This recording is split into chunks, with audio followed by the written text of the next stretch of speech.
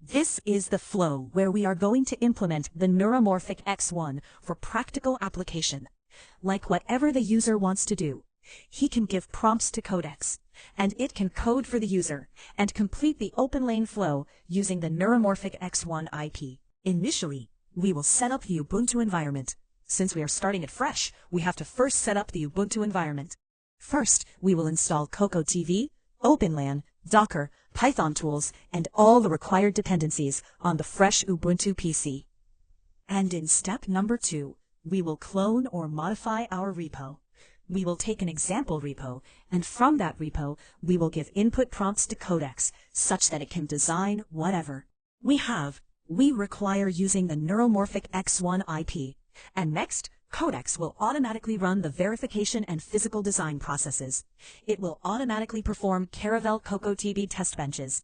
And Codex will design the RTL as well as the Caravelle CocoaTV test benches, and it will check for all the simulation conditions, and then execute the OpenLane flow when there is no error in simulation. And if there are few errors in simulation, it can automatically modify the RTL to remove all the simulation errors and help to hit it to achieve 100% functionality. And Codex will run the OpenLane flow and collect all the final reports and output results. And next, they expand the advanced application. After this is a sample demo. After this demo, the same workflow can be used to enhance the code by giving more inputs, such that it can perform the RTL and then perform simulations to the RTL. And then it can run the OpenLane flow to provide the final GDS of a chip. And the outcome will be repeatable beginner workflow: setup, develop, verify, implement, scale to advanced automation applications. This will be the flow of our end. Now we have considered a simple image compression algorithm, which will convert 8-bit image, 8-bit grayscale image, into a 1-bit image. This is the example which we are going to see, a 4+4 grayscale image, which has a threshold of 128. If the value is greater than 128, then it will store 1 in the X1 IP. And if the pixel value is less than 128, it will store 0 in the X1 IP. If you can see here, the index 3 has a value of 200, and index 8 has a value of 64. This 200 is greater than 128. It will store the value as 1 in the X1 IP. And since 64 is less than 128, it will be storing 0 in the X1 IP. This is the input grayscale image, and this will be the output, which we will be reading from our X1 IP. And this is the practical application of how it is done. You can refer to this picture. Okay, now consider we have a fresh Ubuntu setup over here. This doesn't. Now take for an example that this doesn't have any OpenLane dependencies or anything. Now we will start from the beginning using the Codex tool. And the prompts that should be given to create this project is given over here. You have to copy-paste all the prompts. That is your requirements, such that Codex will design automatically for you. Now, coming over here, this is the fresh prompt 1. We have begin prompt and end prompt. If you have these two references, in between this, whatever command is there, you need to copy-paste those commands. In the first command, we will be installing all the dependencies file, like OpenLane and CocoaDB and KLayout, all the such sort of tools. We will be installing Docker, everything. These are the dependency file to run the OpenLane flow. Now we will start from here. Here, you need to copy the prompt, and then paste it in Codex, and tell it to use which Ubuntu PC. My Ubuntu PC name is Ubuntu. Loan. You can see here, this is, CocoaTV. That's it. And you have to click Enter. What this prompt does is, it will enter into this CocoaTV PC and then install all the dependencies files which are required to run the OpenLink flow. Now, as you can see, All the Ubuntu setup is done for all the dependencies to run OpenLane. Now we will perform step 2. In this, we will clone our GitHub repository, and then we need to modify to make image compression. Pretty cool. Now, since the GitHub was private, but we had access in the system, it has fetched the GitHub repo, and then it has uploaded it to the VM. Now, we will proceed with the next step. Create separate image compression demo package. All the files are created into a separate folder called as BMSMA SNN Image Compression Image. Now we will run the next script. And before that, let me show you. The folder which is present is the folder. This is the home repository, Impact SNN RERAM Submit, BMSME, and this is the folder which we will be using and running for our open drain flow. As you can see, the folder is also created, which has separate files. Next, we will run the next commands. Implement image compression RTO. Now, in the prompt 3, we have separated the files which are required. That is, the neuromorphic X1. And now we will tell Codex to generate an image compression RTO. These are our requirements. Using this requirement, Codex will generate an RTA report, which we will be using for image compression. As you can see, the hot tail is ready. As you can see here, this module is added, and the user project wrapper is modified. Now we will execute the next command. The active list is done. Now let's proceed with the next step. In the next step, we will be creating a firmware and CocoaDB test bench. By using this prompt, it will automatically create the CocoaDB test bench to validate the RTL functionality. This will be used to create the CocoaDB test bench. Now all the test bench and the firmware creation is done, which means that .c file and .ty file is there. Now we will run the test cases. In prompt 7, we will run the RTL CocoaTV test bench and generate the waveform for verification purpose. The test pinch verification is done. Now let us proceed to the next step. Now we will create documents for this. First, we will create a test bench README document. The README file for the test bench is done. Now, since the verification is done, now let's run the open-end flow for hardening the IP. After this test is done, like the open-end flow has ran. Now we will proceed with the next step. The next step will be to fetch the reports, sign off reports, to see that all the flow is completed successfully. We'll copy-paste this prompt. OK. As we can see here, we do not have any DRC violations or ADVS violations. We can proceed with the next step. This is an optional prompt. If you want, you can use it, or else you can skip this. And next up, let's move to the last prompt, where final demo will be done. And now we have a full, complete demo package where all the files are passed. Let me show you those things.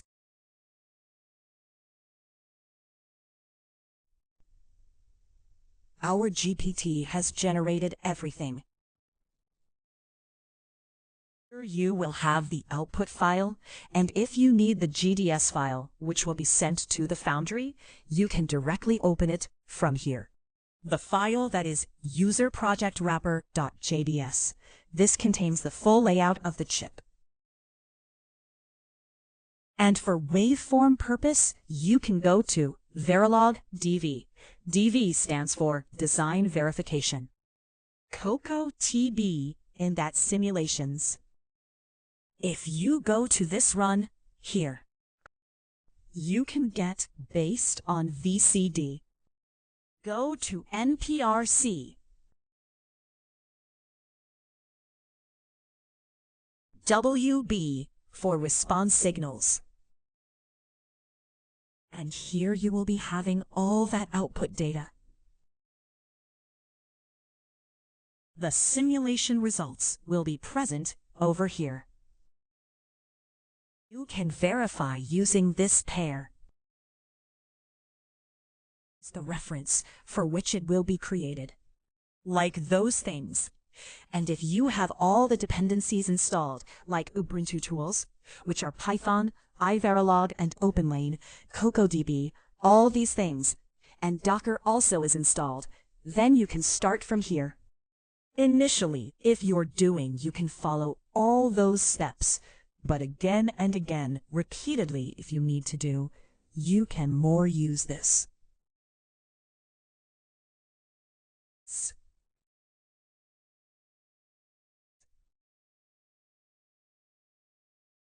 It's Chip Foundry for fabrication.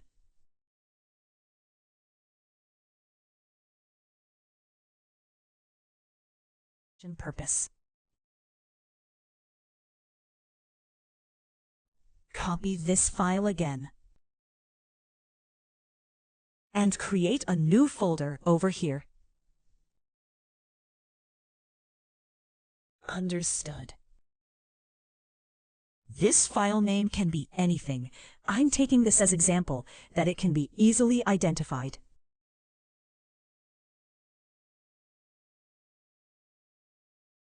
You need to create 2 more folders. One folder is GDS, which will contain the GDS of our IP. Another one is Verilog. And inside Verilogs, you need to create one more folder. That is RTL.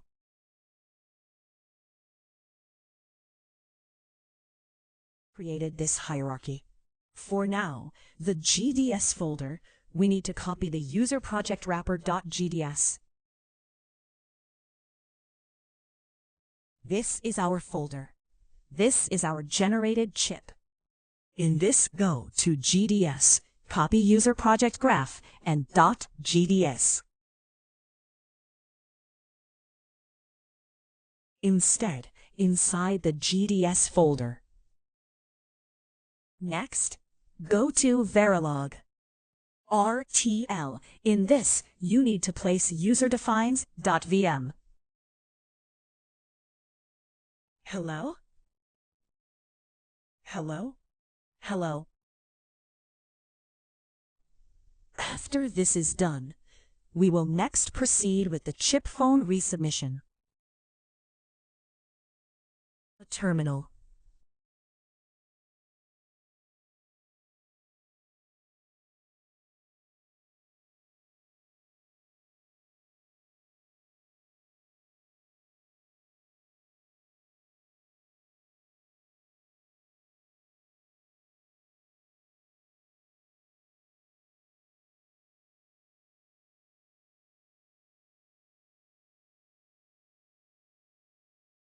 You need to initialize the project. This is the project folder. Open in terminal. CU. Init.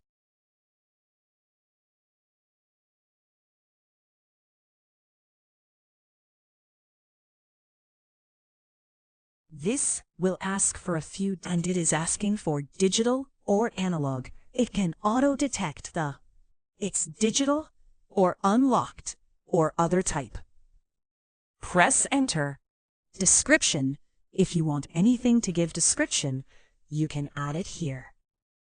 And GitHub repo, if you are interested, you can get it over here.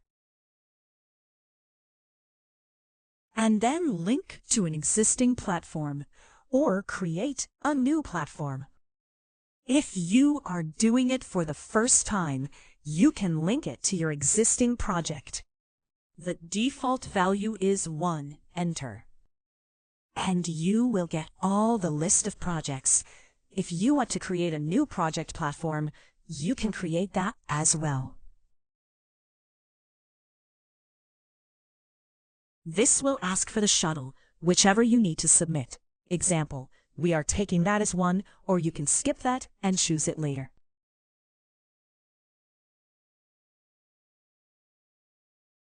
Then it will create a new project for you.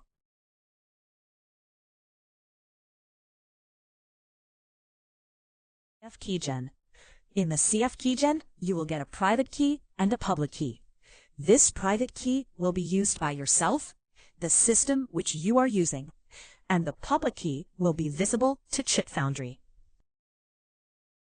You should use this command after it is initialized. And then config the credentials, cfconfig. It will automatically fetch the SFTP username and private key from the path. And the GDS should be in this standard name, userprojectwrapper.gds, or such names.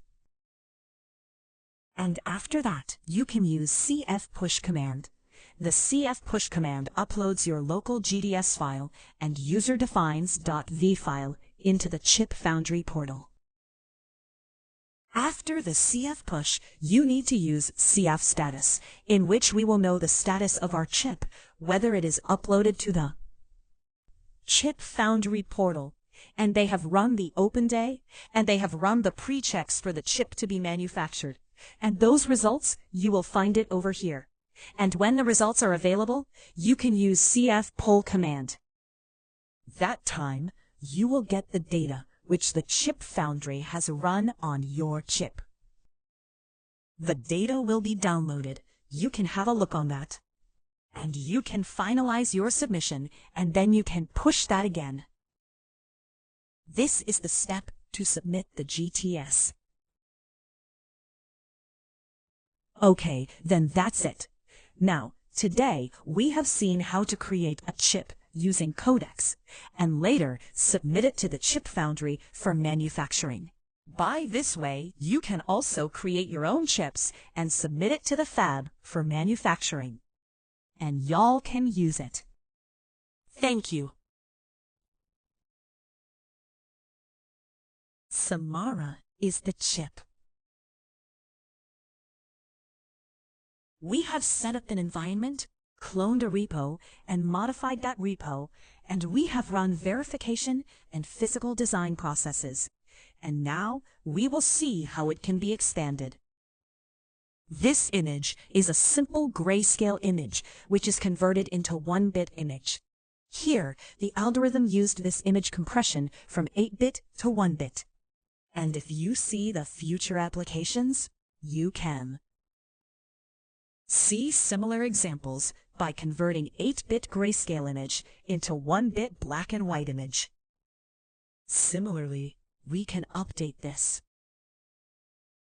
If you compare, we can compare this along with our WhatsApp, your method, that is, reduce depth to 1-bit, black and white only, versus WhatsApp type, keeps color, but removes unimportant information smartly.